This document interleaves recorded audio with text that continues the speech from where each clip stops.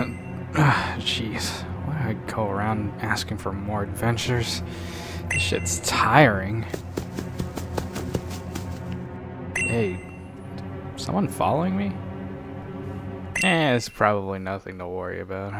Where's Gerald, though? I gotta look for him.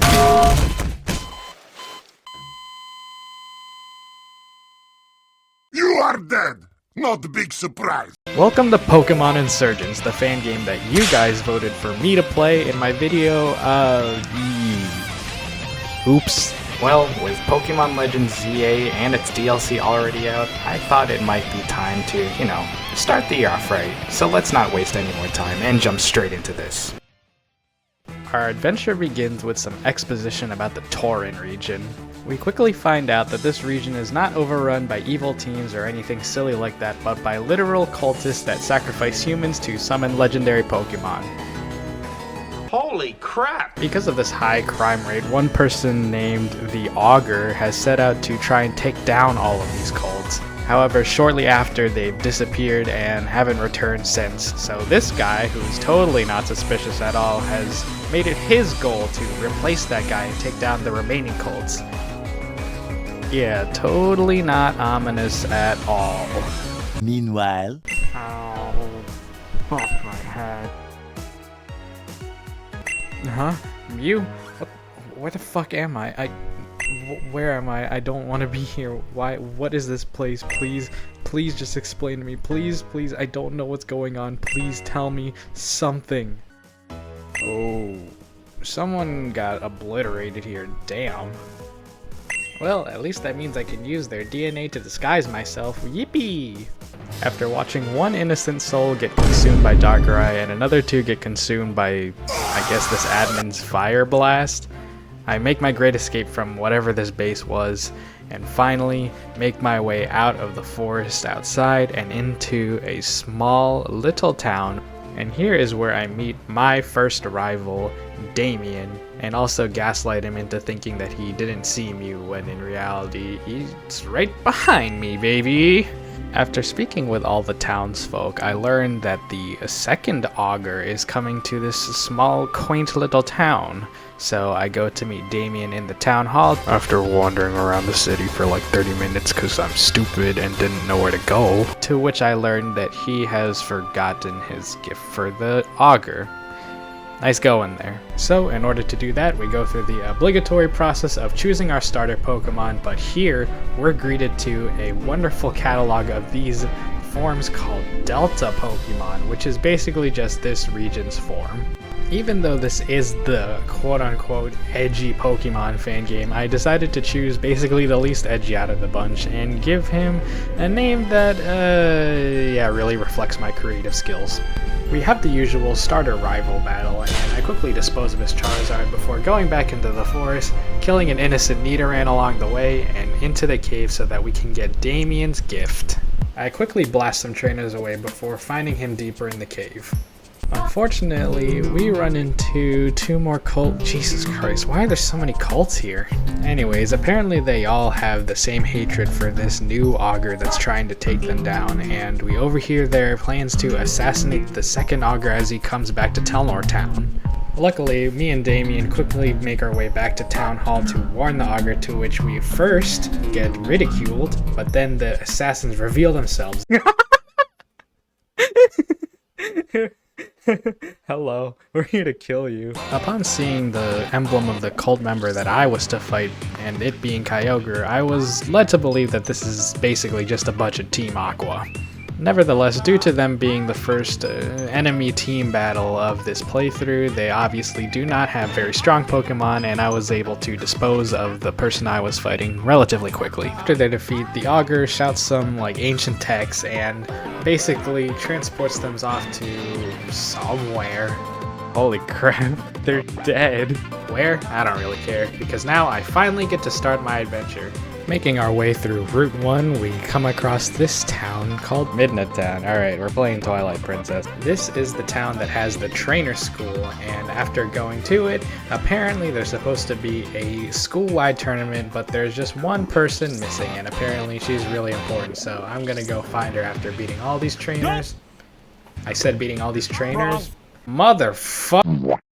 Okay, after that whole debacle, we finally find the girl we're looking for, and her name is Nora.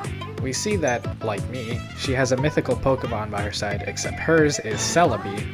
After she spews some lore, it's about some prophecy and that how us being chosen by mythical Pokemon is somehow written into that, we become friends and we make our way back to the trainer school, where we finally get on with the tournament. And here I can finally show off my prowess as a Pokemon trainer as I sweep my first match clean and easy. And now I'm going into the second match against Damien where I clean sweep him. Clean sweep him. Oh wait, I forgot to evolve my Bulbasaur. Oh, ooh, evolving. Uh-oh. What is Ivysaur gonna look like? Delta Ivysaur. Aww. And with that, as I like to say during my Smash Bros tournaments, run that shit back.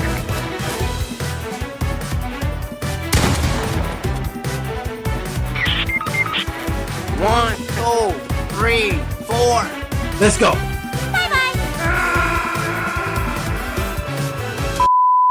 The final match was against Nora herself, and Barry took care of the first two Pokemon relatively easily and eliminating them quickly.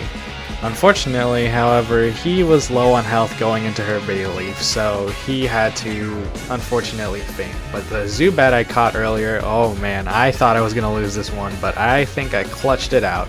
And by clutching it out, I mean getting lucky, hitting a Confuser Ray, her hitting herself multiple times because of confusion, and hitting Leech Lights on her. This whole experience made me utter words that I never thought I would ever say when playing a Pokemon game. Crap, I actually have to use my brain. Jeez, I've already been through so much and you're telling me I haven't even found a gym yet? God, this is gonna take forever. Why are these guys harassing a Riolu? Why do I feel like I'm gonna fight them? Oh great, it's budget Team Aqua again. At least their higher-ups don't have many strong Pokemon to give them because damn, y'all are too easy. Oh hey, Lucario. Is it Mega Evolving on its own? Holy shit. Well, phew, at least it didn't hurt me. I'm sure I won't have to deal with that in a future adventure. Are you sure about that? I finally make it to Sun Touch City after a whole debacle with that cult stuff. And here is where I find two things. The first gym is actually here in this city, and also a broadcast tower up there, which will be important later, trust me. As is per usual that you've already seen, I go into the gym pretty confident, but you know what happens.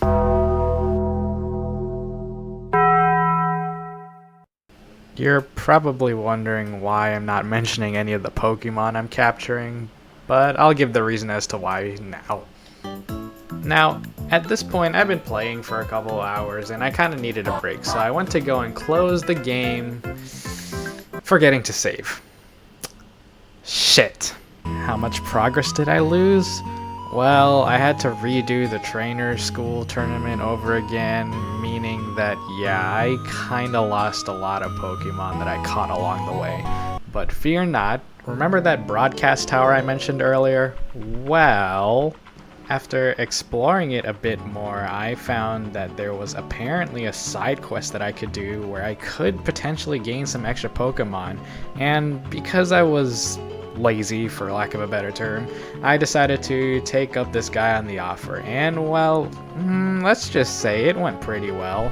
The first Pokemon I was presented with was an Axew, and after remembering that the gym was a dual type grass and fire, and dragon resisting both of those typings, I was pretty happy, and as you can see here, I went with the really creative name of naming this one Alexa.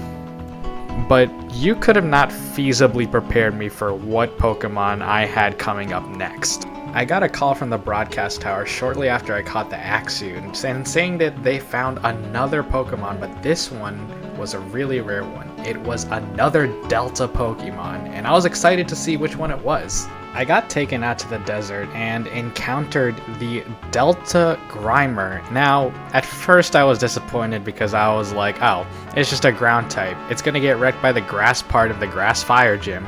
But then I caught it and realized it was something more than that. Sap Sipper. Oh, what? Yeah, that's right. This Pokemon was really good for this gym, as not only did it have the ground typing to compensate for the fire typing of the gym, but Sap Sipper to counter all the grass typing. And, well, I re-entered the gym with renewed confidence. I meet the gym leader, whose name is Orion, and he apparently has a rock as a friend. Yeah, I think this guy might have other problems other than people always beating him because he's the first gym. Anyways, I get into the battle with my really good team now, and I take down his Vulpix with a Psybeam, but then he counters me with his Ivysaur with Sludge, which takes out Berry, but then I send in my Delta Grimer, who I've named Sandan. Oh, brother, this guy stinks! Now, for some reason, Orion just kept telling his Ivysaur to feed me sleep powder, which only boosted Sandan's attack by a lot, letting me finish the job quickly, but not before he got in a Sludge, which unfortunately poisoned Sandan. Fortunately, after all of the attack boost that the Ivysaur gave me, as well as maxing out my evasiveness, the Deerling that he sent out next was quick to go, and I was on to his last Pokemon, his Charmeleon. But with the evasiveness boost causing him to miss, and Bulldoze being learned recently with the attack boost, I managed to one-shot the Charmeleon, and there is my first gym badge.